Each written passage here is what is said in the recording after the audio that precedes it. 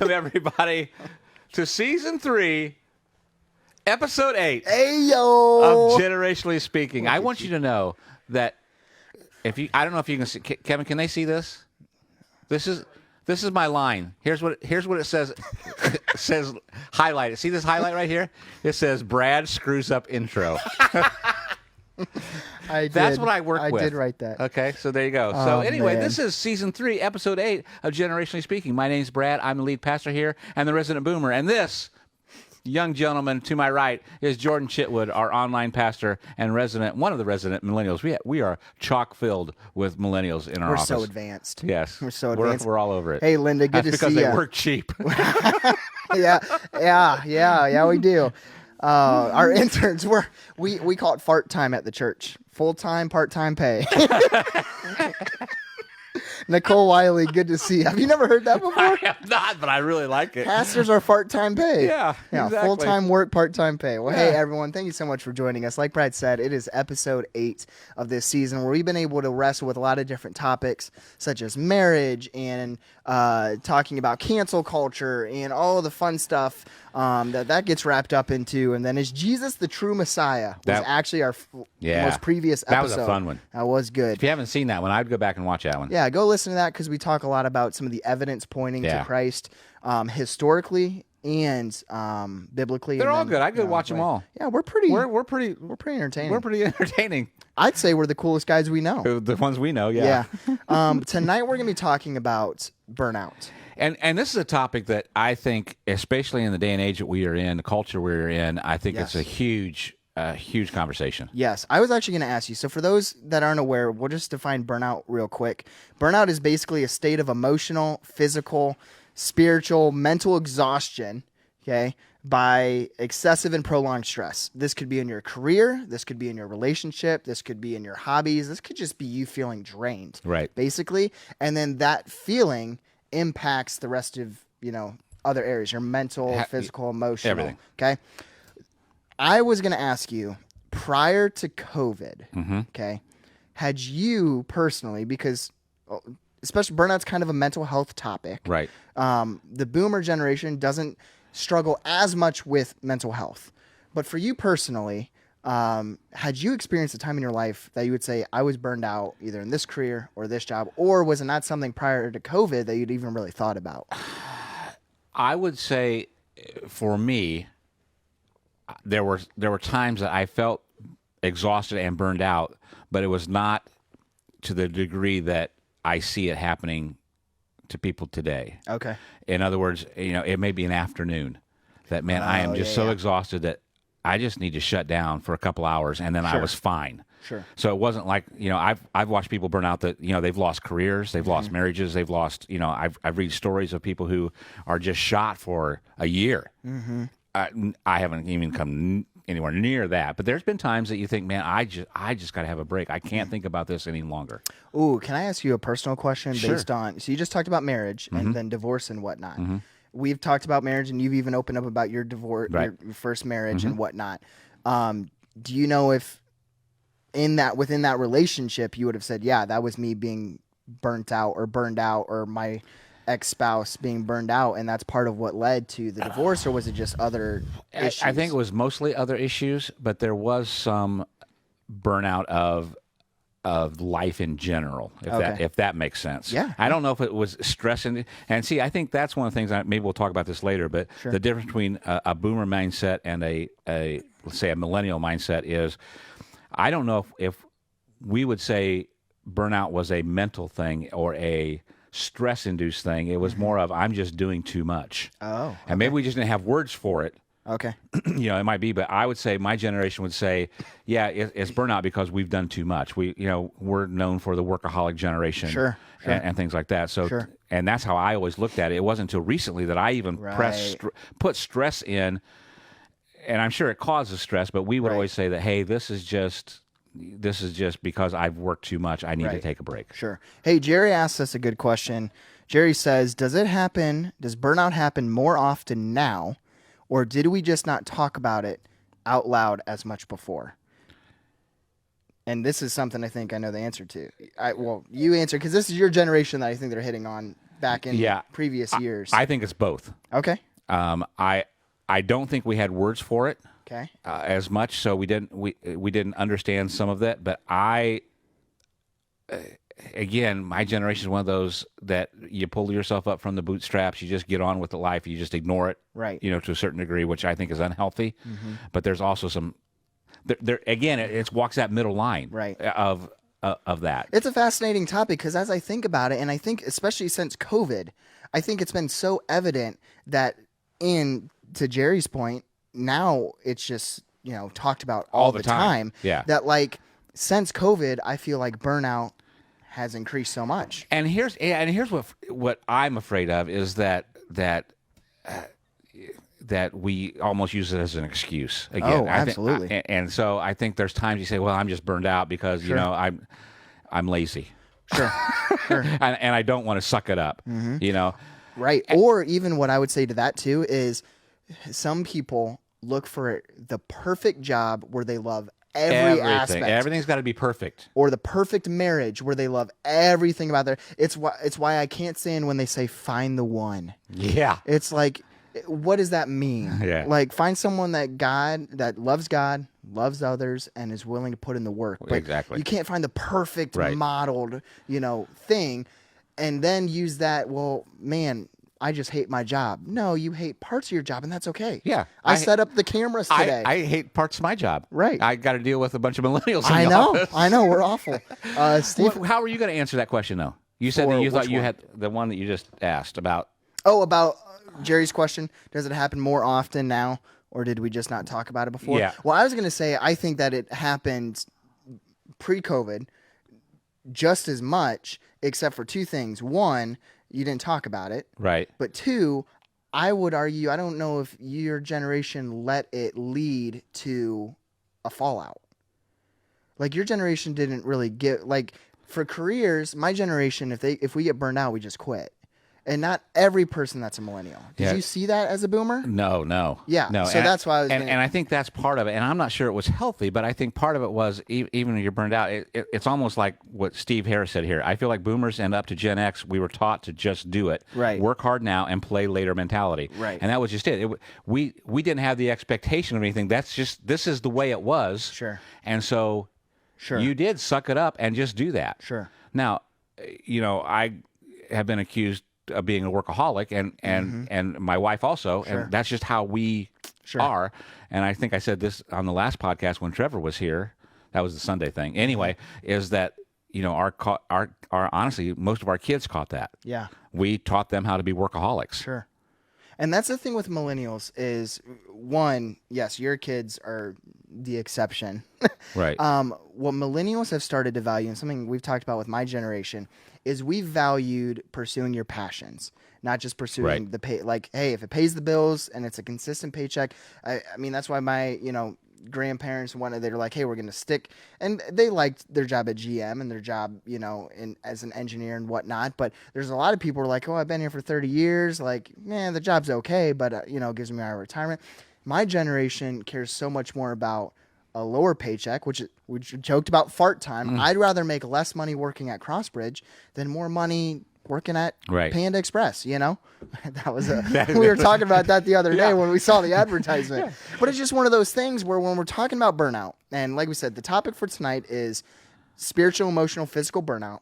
We've defined it. It's basically just prolonged stress that leads to feeling drained, feeling exhausted, and then often some negative effects of it are reduces productivity or even leads to fallout. Right. Fallout on your job or relationship. And one of the things that you have in here, it talks about leaving you feeling increasingly helpless, hopeless, cynical, and resentful. Yep. I don't understand the helpless and the hopeless. Mm-hmm. I think my generation, but we did get cynical, and we live cynical. Sure. Sorry, boomers, and you late Gen Xers. We are a cynical bunch of people, and resentful. Mm-hmm. And I think my generation is the first two words, helpless and hopeless. Exactly. That's what I think is interesting, because I think you guys are not you do. You tend to be most of the first two. It's more the mental health part of it. Right. It's more of the, hey, this leads to depression. I hate my job, or I'm feeling stressed at my job, which leads to depression, which leads to feeling lost, hopeless, now, the other thing I etc. think that's different generationally wise is that in my day, you did, and it changed about midway through my life, but you used to be able to get a good job that did have not only benefits, but good benefits. Yep. If you stayed, you had a pension. Yep. You had things. I had a pension from the very first job I worked. That I just cashed in a couple years ago. but Nice. but that doesn't exist nowadays. Yep. So it is a different atmosphere. Absolutely. So you can't blame us boomers and what have you. Can't necessarily blame millennials for their view, because it's not the same as what it used to be. Right. Yeah, Alex. Well, actually, there's three things. Three people have ideas, and I love that. Michaela Hansen said this: I know we blame everything on the internet, but maybe one important generational difference is the prevalence of the internet. It's great at giving us massive access to the world, but we also can't get a healthy distance, and we see all the opportunities we're missing out on. Huh. Brilliant. Alex says this: it's the change in motivation as well. Millennial and younger care more about intrinsic motivation, making a difference, and less about extrinsic motivation. Hold on, I got to get a dictionary. It's that concept again, though, of just, I'd rather do something I enjoy, making a difference, rather than doing something that builds, investing, or builds, long-term wealth, or builds, a future or whatnot, something externally and whatnot. I'd rather be internally happy than be externally happy. See, and it's not everybody. It's not all the generation. Exactly, and I get that, but yet I don't get that, because I guess my challenge would be, okay, you can work in let's say a dead end job, but still add value to your life in other areas. Absolutely. And I don't think they have to go hand in hand necessarily. I think often people say, well, I don't want to do this job because I'm not making a difference. Well, maybe God's got you in that job so you can make a difference somewhere else. Yep. I don't know. No, I agree with that mindset completely. We're in a culture now that values so much about the art, values so much about the lower paying jobs and whatnot, that it does become a trapped mindset, which is what Susan Keyes hits on. It's helpless and hopeless feeling trapped, where everything's connected like, if I can't have a career I love, then what's the point? And so when they get into the career that, let's say, take art, for example. Art is not a high-paying job, usually until after you die, and then all your paintings sell for $1 million. Right. Okay? But there's a lot of gifted individuals who love art who would rather live with their parents or have a roommate or postpone X, Y, and Z, postpone a retirement, not even think about retirement and do that job, but then eventually start to recognize the bills and the burdens and the debt that they're acquiring, and that starts leading to stress upon stress. Do you think your generation gets burned out in other things besides just work? Oh, yeah. See, I would argue, and whoever's in the chat, see if you agree with this or not, you older people. Maybe we don't have anybody older in the chat. Maybe I'm it. Yeah, Steve Harris. I don't... Steve's got to be a Gen Xer. He's definitely not a boomer. I'd say Steve's not older than 38, 39. His oldest kid is in 6th grade, Steve? I don't know. Maybe, anyway, at most. My point is, I think my generation, now that you mention this, my generation would say, if you talk about burnout, they're only looking at their job. Right. They're not looking at anything else. Right. It's not in their social life. It's not in their marriage. Even in their marriage, I don't think. Even probably not even spiritual life, which is something we're going to talk about in a second. Yeah, I don't think so at all. Yeah, and that's why this definition expands on only spiritual, emotional, physical. It just came to me that I never looked at burnt out, whatever it is. Burnt out is past tense. Burned out is whatever it is. The action. That it's only in job. Sure. I mean, that's how we look at it. Steve did say street smarts versus only book smarts is a major problem I often see in the younger crowd. Yes. And that's part of also too is because of the different degrees and the different careers that are being valued and whatnot, the arts, the creativities, the influence crowd, the content creators, all that stuff, where it is like, hey, this is stuff I see and I view and I've learned growing up, and I'm going to apply that, versus the education side of things, as my generation kind of got caught up in the college crowd. And now what we're seeing with Gen Z, or at least 20-year-olds and younger, is they're starting to take a different route of things. Susan says a job is what you do, not who you are. Yes, but that's a mindset, Susan. A job is what you do, not who you are. That's a mindset that my generation would have a hard time with. What'd she say? She said, a job is what you do, not who you are. Yeah. That's more so, again, Gen X and your exactly. mindset. That would definitely be my mindset. And part of even within that, because I would say, I don't think there, as a millennial, there's nothing wrong, okay, with chasing your passions. I think that's great. Sometimes, though, you have to recognize is, if I want to do this, it's got to be enough to help me make ends meet. Right. So that's why if you want to do art, okay, or if you want to create content, YouTube videos, or if you want to be a writer or a blogger or an author, you might have to get a second job until you can afford to do what you want. Something I've noticed with my generation, like, well, I just want to create all the time. That's great. But you got to pay the bills. Right. You know? Right. So there's nothing wrong with chasing your job and your dream. But until it becomes financially stable, you're going to have to sacrifice your time and elsewhere. And I think that was our mindset too, or my mindset even. And I look at even the career paths that I took is I would work in a place until either God moved me, or it was never an immediate, I've got to reach my goal now, or I have to have the right job now. It's exactly your generation's mindset. It may take me 20, 25 years to get to where.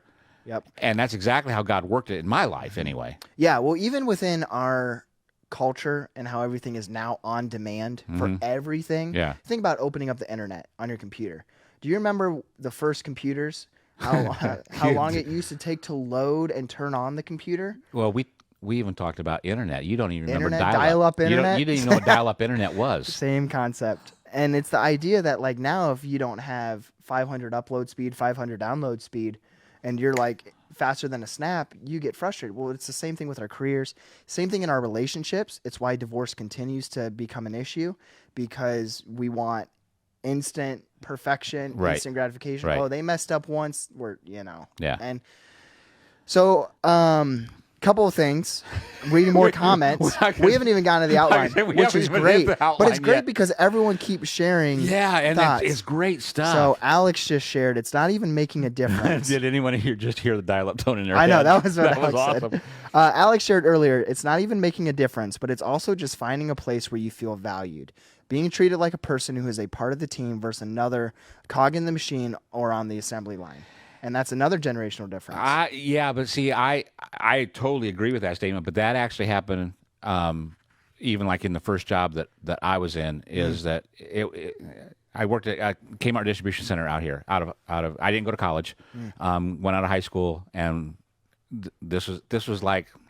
It would have been at that 50 time. 50 years ago. This was way back. Way back. This was when back like in the 70s. JFK was still like, breathing. No, he was not. No, he was not. still alive and well. But at that time there was jobs. Kmart was one of them. There was a Kmart distribution center out by the airport, and then Navistar, or actually that time it was International Harvester. Is Kmart still around? No, they're dead. They're dead. Carry on. I'll stop interrupting you. So anyway, those jobs. If you got into one of those places, it was one of those you were set for life. GM used to be that way. It's not that way anymore. Where if I was making a ridiculous amount of money coming out of high school that there was no reason to go to college. I mean, it was, You're also making a ridiculous amount of money now, but it's for the other reason. Exactly. It's the other way around. Exactly.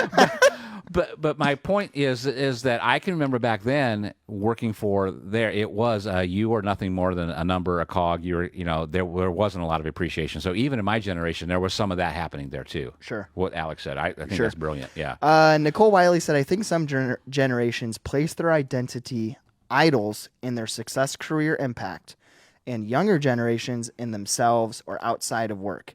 It's how individuals value themselves and their self-worth.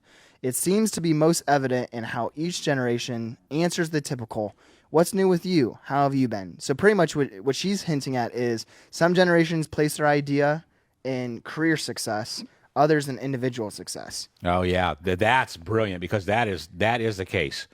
Even do you see that with your generation? Yeah, then? It was definitely your career was everything. And the question, how many times you get asked, what do you do?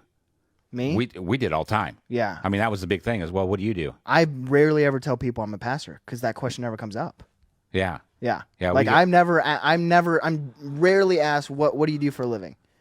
That's just not my job. That would have been a regular question if you were getting to know somebody early on in your relationship anytime growing up for me. Sure. What do you do? I mean, that's who you identified with. Wow. Well, as we're talking about burnout tonight, and we just had 20 questions in the chat, which is stinking awesome. We wanted to, so that was all pre-COVID. Right. We want to talk now about since COVID, really this is actually data since 2021. Right. From Forbes, that did some research for all the generations and showed the increase since COVID in burnout for individuals. So, Brad, why don't you read some of the data? Okay. 31% of boomers feel burnt out in 2021. That's a 7% increase. 7%, yeah. 7% increase in boomers. So 31% of boomers feel burned out in 2021. 54% of Gen Xers feel burnt out in 2021. That's a 14% increase. Which is crazy. Yeah. And even that, I mean, just look at 31% to 54%. It doesn't say, that's 23% difference. That's almost double. It is. Okay. It's double from what it used to be before. Yeah. It was 24% before 2021 of boomers that felt burned out. Right. And that's just crazy. 59%, 60% of millennials feel burnt out in 2021. That's a 6% increase. 59. That's 2/3. That's almost 2/3 of millennials feel burnt out. 58% of Gen Zers feel burnt out in 2021. That's an 11% increase since the pandemic. That's just crazy stuff. And you want to do this last one here? Yeah, we were looking up stuff about just the church. I actually brought this to. Yeah. I think I talked about this. You talked about this at the business meeting. At the business meeting. Yeah. So just from the church, just so you have an understanding, here's a stat that might just blow you away. 38% of pastors since COVID have considered quitting and leaving their church because of burnout. Because of feeling burnt out. And here's the interesting thing about that. I wish we had the percentage, but what the percentage of those are 55 and older. So they are late Gen Xers and boomers. Yep. I mean, are the vast majority of lead pastors. Yep. Now this is actually even including younger pastors. There's a lot of youth pastors. You were talking about a few youth pastors throughout the area. Me and Trevor have talked about it, but then even some of people that friends that know of.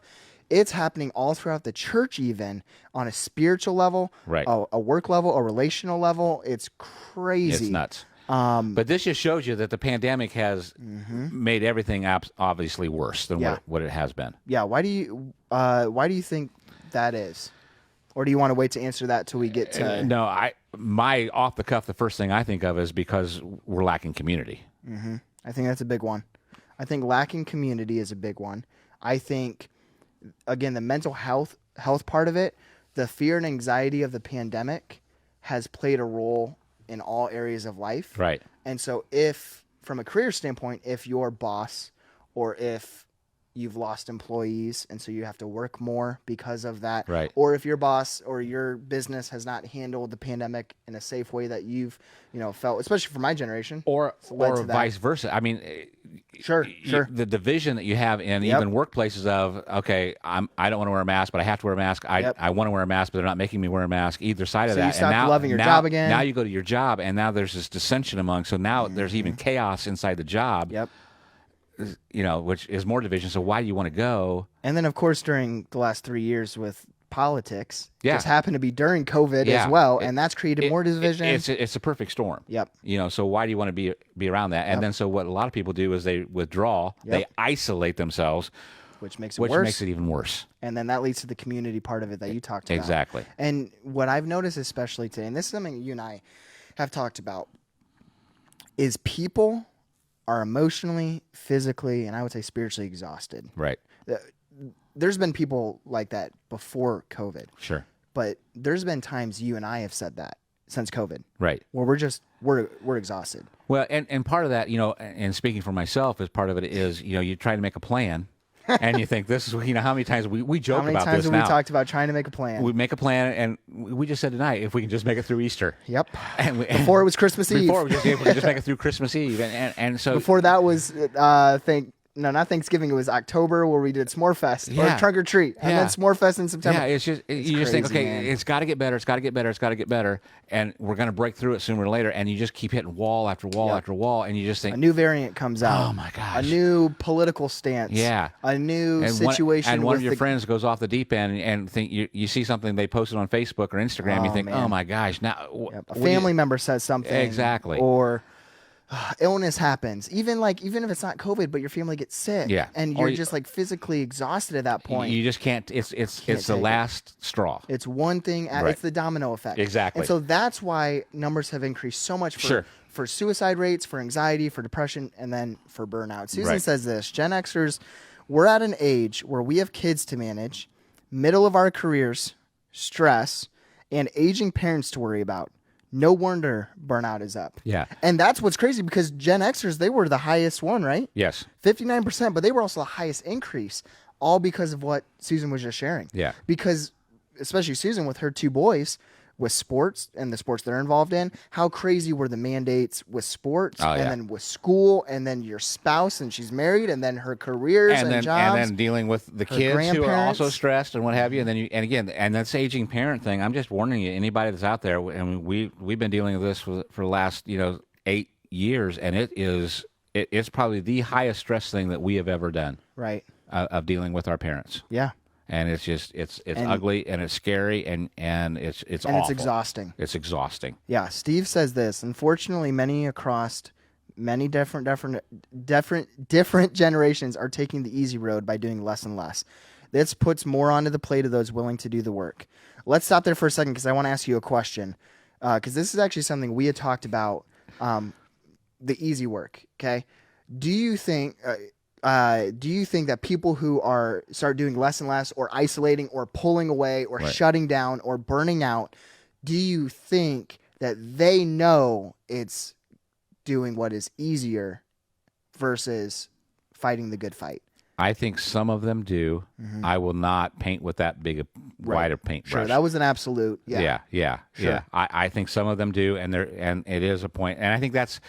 And here's what happens with my generation. I think for those of us who are older have to be careful with this is, again, we paint with a big, wide paintbrush and say, well, you millennials are, a bunch of lazy people who just don't want to, sure, and there is some truth to that. You would admit to that. Sure. But it's not across the board. Right. I've seen that. I mean, I work with that. Right. Yeah, it's just part of the product, too, that we've been, that we grew up in. Well, and I think part of it, too, is, again, coming from a workaholic background, that's what our generation did. Is that's what we expect everybody to do, and and I think younger generations have said, no, we're not going to do that. We've seen the cost of that, and we refuse to do that, which ticks us off. But honestly, that's a much healthier way to live. Yep, there's no question. Before we transition into our passage, I want to transition us by talking a little bit about the spiritual burnout, because this is something that we've noticed a lot of. With individuals' relationship with Christ and relationship with the church, relationship with others, even before COVID, where our culture, it's been so much easier to pull away from God because we're burned out. That tends to be the first thing that goes. Okay. But then also my generation has started, because we've questioned everything, or we've seen the church or Christians act a certain way and we've been burned by the church. Right. Pull away, fall out in that as well. And so as we're talking about, we're going to transition now to read a Bible passage about what does God say about burnout. Here's something we want to point out. Okay. It's already 8:33. We're already 3 minutes over tonight. Okay. And we haven't really talked about anything we were going to. We haven't talked about our outline at all. Yeah. We've been answering questions, which has been incredible. Which I'd rather do that more than our outline anyway. Right, exactly. But we're not going to be able to do justice on the spiritual burnout side of things. Right. What I do want to say is we're doing a series called Margin. Yes. Coming up, where we're going to talk about how burnout, how comfortability, how culture has impacted our relationship with God and our relationship with the church and our walk with Christ. And part of that has been a result of spiritual burnout too. And so it'll come out within the series. But we can't do justice on it tonight because we just don't have time. Since we're there, we're going to go over it anyway, so we're just going to keep rambling. Right. The one thing I want to say, and I can't Trevor's going to kick this series off. We're going to just call it Margin. You're going to teach in it. I'm going to teach in it. It's a 3-week series, and I think it's probably, especially what Trevor has to share because of youth, you do not want to miss this series. Yep. And so I would show up in person if you can, but if you got to catch it anyway. Yep. We think this is honestly the crux of what is going on in culture right now. That we're actually going to do almost 2 series. We just talked about it. We finalized it tonight. A little bit later on, then we're going to do one on money, and it's not about giving to the church. It's just about handling your money also. Yeah, especially because we see data that it's the number one reason that parents and married couples fight. Exactly. Is money. Yeah. It's the number one thing that is talked about in the New Testament, or the whole Bible, I think, is money. Right. Or giving, or generosity, or faith. So or stuff like that. those two things are going to be, I think, are going to be crucial for us going forward. Yeah. So anyway, so as we transition into spiritual burnout, but even really just burnout in general. Right. Okay. We want to look at, what does God say about burnout? How do you combat it? Because that was really the big overarching theme for tonight is burnout exists. Right. Burnout is increasing. Now, how do you fight back? Right. This is to Steve's point. How do you fight the good fight and not just pull away? Right. Because especially with mental health reasons for burnout, you have to fight it.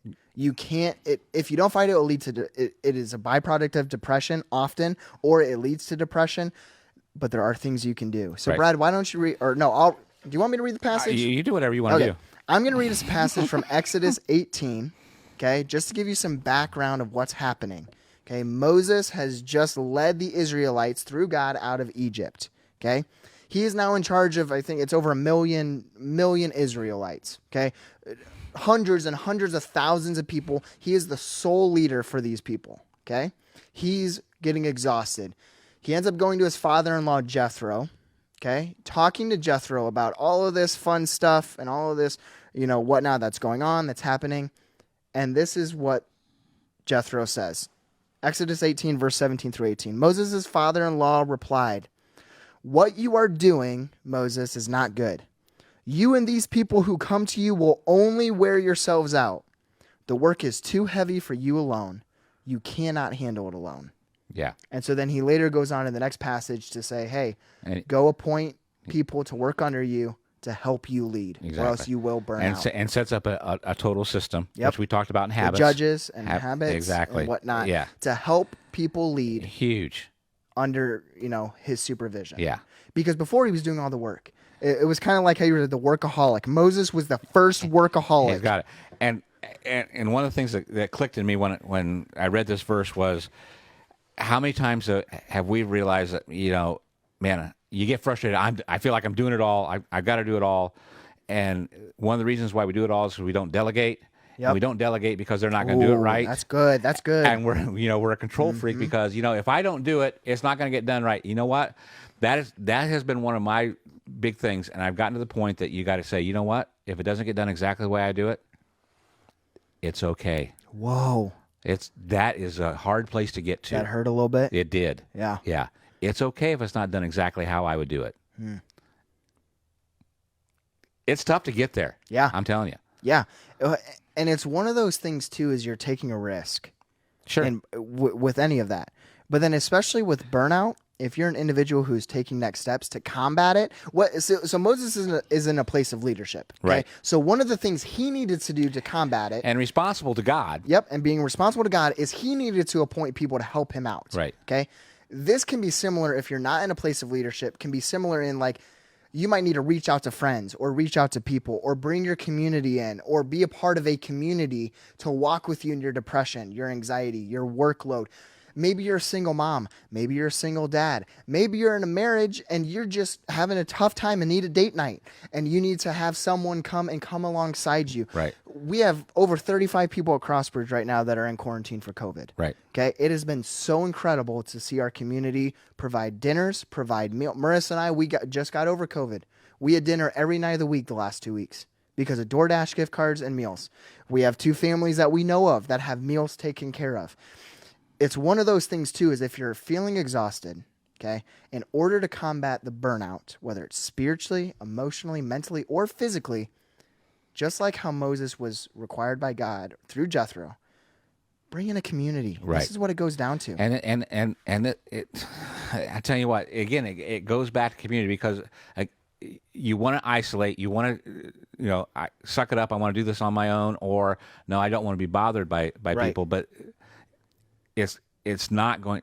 You have to do that, or you're not going to make it through it. Yep, you're going to end up crumbling. Exactly, and that's part of why, not just with suicide, but why so many people end up completely pulling out of society, completely isolating, because their situation, their burnout, or their depression, or their fear, or their anxiety, or their addiction, or and it's better to say, you know what, I'm just going to keep living this way until I'm dead.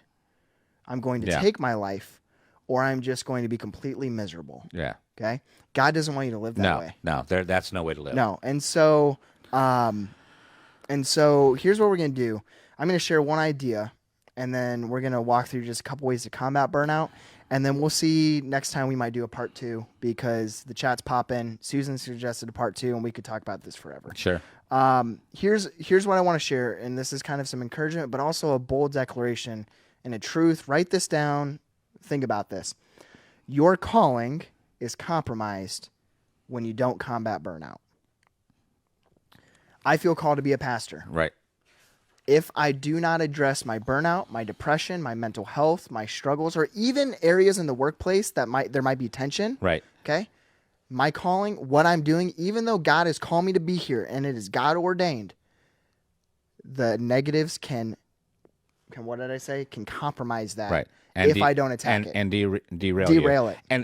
And again, we come back to a part we talked about before, is spiritual warfare. That's what the enemy is going to use. The enemy's what the enemy tries to do. Absolutely. Especially with spiritual burnout. Right. As soon as you start to see your faith being impacted, your doubts increasing, it's harder to do time alone with God. It's harder to pray. It's harder to get up on Sunday mornings, go to church. It's harder to go to the small group, be a part of community. As soon as you start to see it's harder to give generously, we're just preaching here. Yeah. That's because the enemy is attacking. Absolutely. Trying to derail you. Yep. Your calling is compromised when you don't address burnout. Absolutely. Yeah. And that's in any area, career, relationship, your physical health. And your enemy wants to destroy you in any way it can. Yep. And you will stop finding joy in what you do. Yep.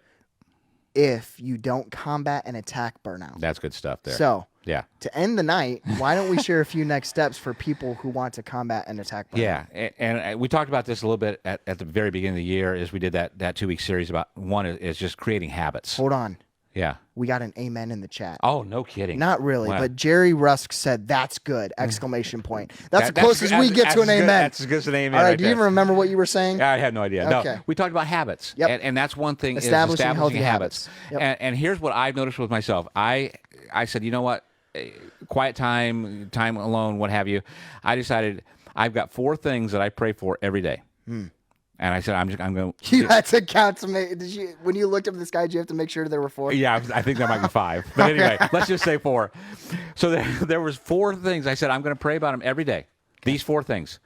And it always bothered me because, it's a repetition thing. Right. But what it did is it's created me in a habit. Here's what I found after about 7 or 8 days of doing this. How long it's been? It's been 12 days now, actually, since the beginning of the year.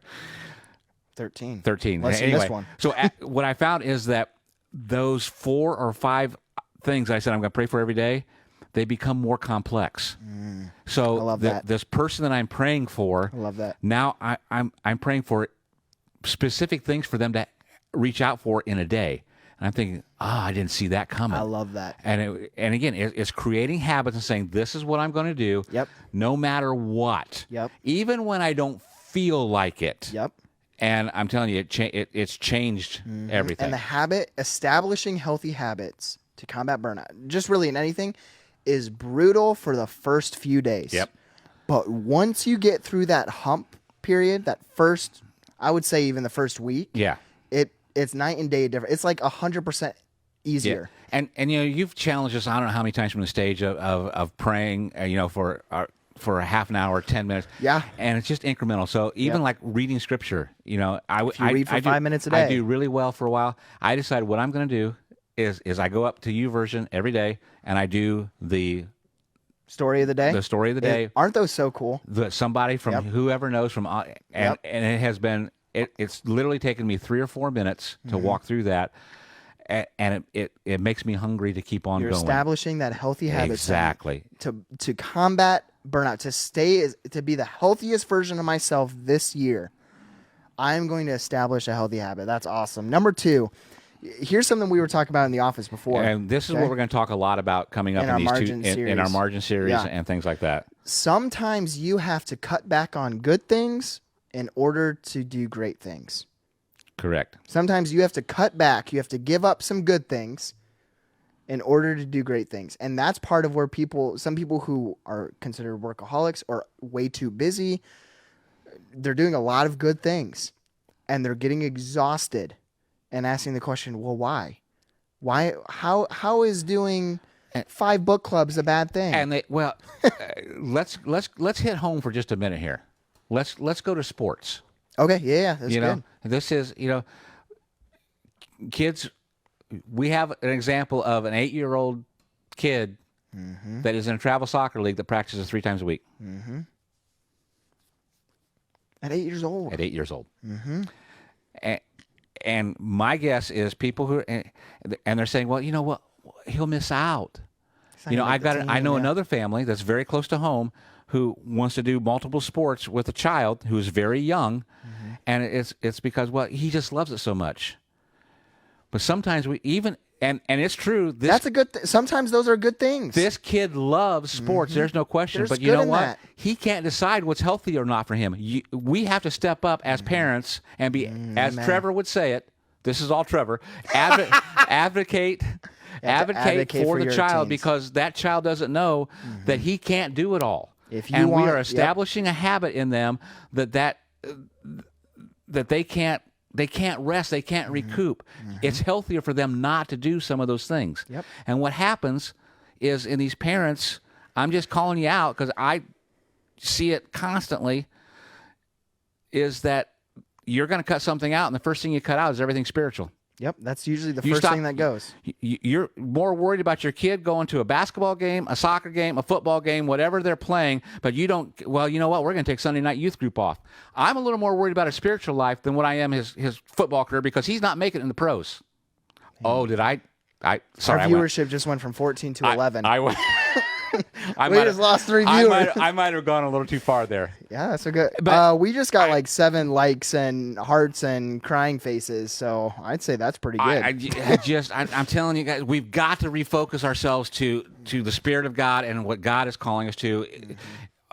I said this from the stage, I don't know, a while back, is that there's nothing more important than the spiritual lives of our children. Yeah. And what's best, because they can't even process how they're feeling at that young of an age. Right. So your child could be doing a lot of these good things and burning out and not being able to tell you. If you're wondering, well, why is my child being fussier lately, or seems more stressed or anxious? Like, your child can't come up and tell you it's because I'm doing practice 7 nights a week. Exactly. You know? That's good stuff. You know what I'm saying? So you, as an adult or a parent, you've got to slow down their life. Yep.